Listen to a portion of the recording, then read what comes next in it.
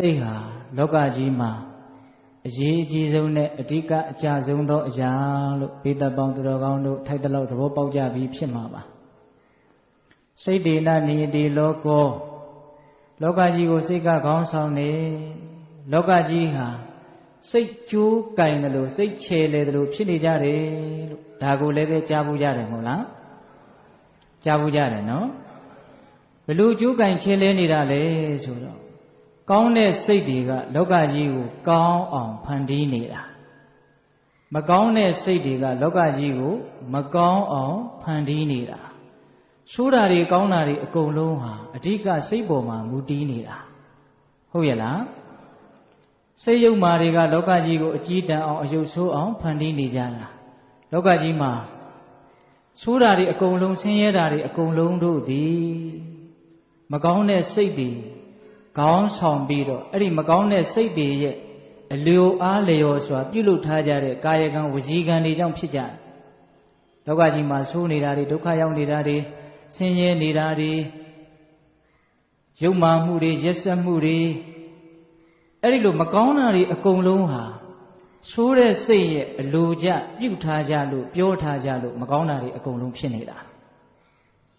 တခါကြီးမိုင်များဉာဏ်ရှိပါတယ်ချက်ထွင်ပြီးတော့စဉ်းစားကြည့်နော်လောကကြီးမှာကောင်းတာတွေအကုန်လုံးချမ်းသာတာတွေအကုန်လုံးအစဉ်ပြေတာတွေအကုန်လုံး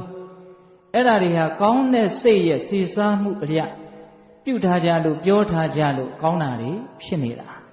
ဟုတ်လားအဲ့ဒီတော့ဆိုးအောင်ဘယ်သူပြုနေတာလဲလို့မေးရင်ဆိုးတဲ့စိတ်တွေကပြုတာကောင်းအောင်ဘယ်သူပြုတာလဲလို့မေးရင်ကောင်းတဲ့စိတ်တွေကပြုတာဟုတ်ရဲ့လားဒါကြောင့်ဦးဇင်းတို့ဒေသနာတော်တွေမှာ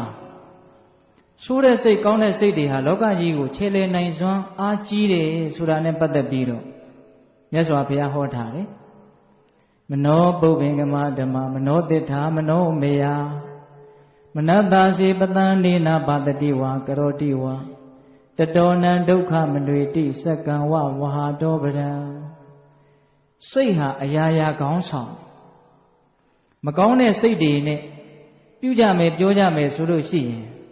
ဒုက္ခတွေဟာတတိတဒန်းကြီးနောက်ကနေပြီးတော့လိုက်လာမှာပဲနွားချေရာရဲ့နောက်ကိုလှဲပင်းရာကြီးအစင်လိုက်တယ်လို့မကောင်းတဲ့စိတ်တွေနဲ့ပြုကြမယ်ပြောကြမယ်ဆိုရင်ဒုက္ခတွေဟာနောက်ကနေပြီးတော့မဆုံးနိုင်အောင်မရေမတွက်နိုင်အောင်လိုက်လာမှာပဲတဲ့ဒါကြောင့်ဒုက္ခတွေအားလုံးဟာမကောင်းတဲ့စိတ်တွေကိုအခြေခံပြီးတော့ပြုထားကြပြောထားကြလို့ဒုက္ခတွေဖြစ်ကြတာမဟုတ်လားဗျနော်အေးဘာကြောင့်ဦးဇင်းတို့ကဒါကိုပြောနေရတာတုံးဆိုတော့စိတ်ကိုပြင်းကျင်စိတ်ပေါက်အောင်မကောင်းတဲ့စိတ်တွေဟာဘလို့ဆိုးတဲ့အကျိုးတွေကိုဖြစ်စေပါတယ်လို့ပထမဦးစွာနားလည်ဖို့မလိုဘူးလားဒါမှ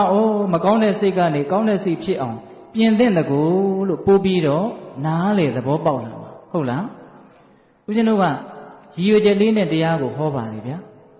အခုဦးဇင်းဒီနေ့လေခွင်းမှာဘာတွေပြောဖို့ရည်ရွယ်ထားတယ်ဆိုတော့မကောင်းတဲ့စိတ်တွေဟာအင်မတန်ကြောက်စရာကောင်းတယ်ဆိုတာကိုပြောဖို့ဦးဇင်းရည်ရွယ်ထားတယ်ကောင်းတဲ့စိတ်တွေဟာအင်မတန်အားကိုးစရာကောင်းတယ်အင်မတန်မြတ်နိုးစရာကောင်းတယ်ဆိုတာလေးကိုပြောဖို့ရည်ရွယ်ထားတယ်အဲ့ဒီအချက်နှစ်ချက်ကိုပြောပြီးတော့ကောင်းတဲ့စိတ်ဖြစ်ဖို့မကောင်းတဲ့စိတ်တွေမဖြစ်ဖို့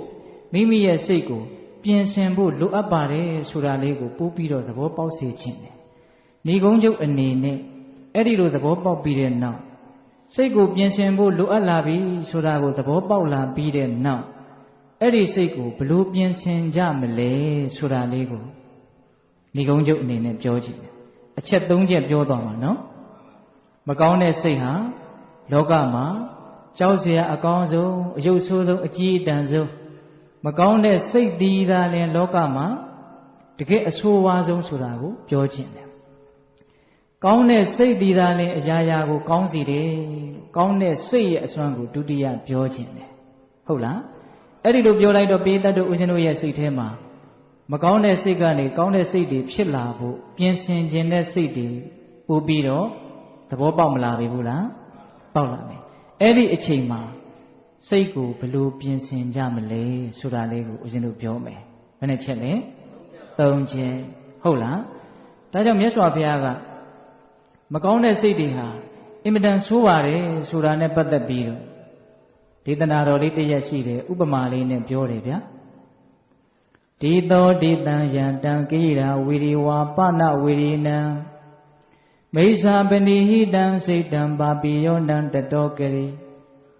ဒီသောခိုးသူတယောက်သည်ဒေတံခိုးသူတယောက်ကိုဝီရိနံယံသူတယောက်သည်ဝီရိနံယံသူတယောက်ကိုယံတံကိရာအကျဉ်အကျိုးမဲ့သောမှုကိုပြုလေရ၏တတောထိုကဲ့သို့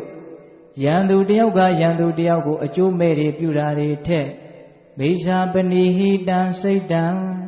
မာယွင်စွာဆောက်တရားသောစိတ်သည်ဝါမကောင်းသောစိတ်တို့သည်ပါပိယောဆင်းရဲအောင်ယုံညံ့အောင်ကရိယပြုနိုင်ပေ၏ဒီဒေသနာတော်လေးအင်မတန်စိတ်ဝင်စားစရာကောင်းတယ်မုံတီးနေတဲ့အချင်းချင်းမုံတီးနေတဲ့ရန်သူတွေတွေ့ကြပြီဆိုလို့ရှိရင်မုံလဲမုံနေတယ်ရန်သူလဲဖြစ်နေတယ်ဆိုတော့ညှာတာတဲ့သဘောထောက်ထားတဲ့သဘောမရှိဘဲနဲ့တယောက်ကိုတယောက်အကျိုးမဲ့တွေဆင်းရဲဒုက္ခတွေစိတ်ရှိလက်ရှိပေးပြီးတော့တယောက်ကိုတယောက်ဒုက္ခပေးကြမှာပဲဘာဖြစ်လို့တုံးဆိုတော့ရန်သူတွေမုံတဲ့လူတွေဖြစ်နေလို့ပေါ့ဟုတ်လားအဲ့ဒီလိုရန်သူတယောက်ကရန်သူတယောက်ကိုဒုက္ခပေးတာထက်မကောင်းတဲ့စိတ်တွေကမကောင်းတဲ့စိတ်ပိုင်ရှင်ကိုပို့ပြီးတော့ဒုက္ခပေးနိုင်ပါတယ်တဲ့ဒါလေးပြောထားဟုတ်လားရန်သူအချင်းချင်းနှိပ်စက်ကြတာတွေထက်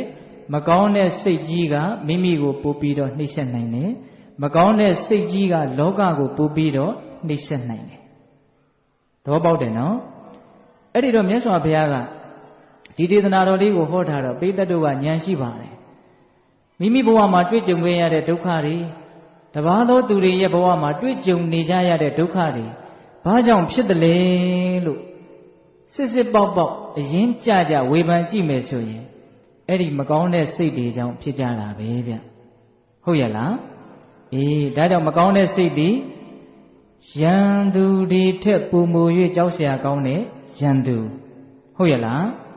ရန်သူအချင်းချင်းနှိပ်စက်တာတဲ့ဒုက္ခပေးတာတဲ့မကောင်းတဲ့စိတ်ကပို့ပြီးတော့ဒုက္ခပေးနိုင်ပါတယ်တဲ့အဲ့ဒါကိုမြတ်စွာဘုရားကဘလောက်ထိဥပမာနဲ့ပြောထားလဲဆိုလို့ရှိရင်နောက်ထပ်ထင်ရှားတဲ့ဥပမာလေးတစ်ခုထပ်ပြောမယ်မြတ်စွာဘုရားလက်ထက်က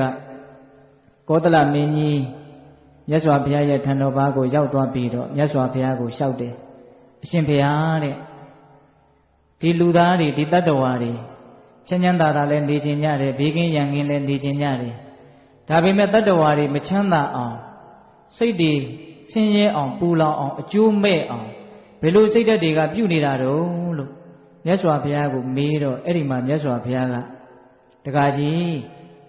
အလိုဆန္ဒတွေမကျေနပ်မှုတွေတွေးဝေမိုက်မဲမှုတွေဒီမကောင်းတဲ့စိတ်တွေဟာတတ္တဝါတွေကိုဆင်းရဲအောင်ပင်ပန်းအောင်အကျိုးမဲ့အောင်ပြုနေတာပဲဆိုပြီးတော့ဏိဂုံးချုပ်လေးမှာဂါထာလေးတစ်ပုဒ်မြတ်စွာဘုရားကောသလမင်းကြီးကိုဟောထားတာရှိလောဘောဒေါသောစမောဟစံပုရိတံပါပစေတတံဟိန္တံတိအတ္တတံဗုဒ္ဓံတဇတာရံဝတံဖလံလောဘောဒေါသောစမောဟစပုရိတံပါပစေတတံလိုခြင်းမှုတွေမကျေနပ်မှုတွေတွေ့ဝေမိုင်မဲမှုတွေဆိုတဲ့မကောင်းတဲ့စိတ်ဓာတ်တို့သည်အဲ့ဒီမကောင်းတဲ့စိတ်တွေဖြစ်လာပြီဆိုရင်အဲ့ဒီမကောင်းတဲ့စိတ်ကိုအဖြစ်ခံတဲ့ပုဂ္ဂိုလ်ဟာဘာနဲ့အလားတန်တူတယ်လဲဆိုတော့ဟိန္တံတိအတ္တတံဗုဒ္ဓတဇတာရံဝတံဖလံတံဖလံမိမိရဲ့အတိတိတဇတာရံအခွန်လျင်အနှစ်ရှိသောကျူပင်ဝါပင်ကိုဟိန္တံတိဣဝဖြည့်စီတပ်ဖြတ်တဲ့ကဲ့သို့အတ္တတံဗုဒ္ဓမိမိရဲ့အတွင်းတဏ္ဍာမှာဖြစ်ပေါ်၍နေကြကုန်သောလောဘဒေါသမောဟဆိုတဲ့သဘောတရားတို့သည်ပုရိသံပါပစေတတံထိုကဲ့သို့သောယုတ်မာသောစိတ်ရှိတဲ့ပုဂ္ဂိုလ်တွေကိုဟိန္တံတိဖြည့်စီတပ်ဖြတ်တတ်ကုန်၏မကောင်းတဲ့စိတ်တွေကိုယ်တဏ္ဍာမှာဖြစ်လာရင်ဘာနဲ့တူတယ်လဲဆိုတော့ဝါသည်သီးပြီဆိုတော့အဲ့ဒီဝါသည်လည်းသီးပြီးရောဝါပင်ဟာတည်တော့တာပဲဟုတ်ရဲ့လားကျူသည်သီးပြီးပြီဆိုရင်အဲ့ဒီကျူပင်ဟာတည်တော့တာပဲအဲ့ဒီဝါသည်ကျူသည်ဟာသူ့ရဲ့မိခင်အပင်ဖြစ်တဲ့ဝါပင်ကျူပင်ကိုအသေးတတ်တယ်လို့မျိုးမကောင်းတဲ့စိတ်တွေမိမိ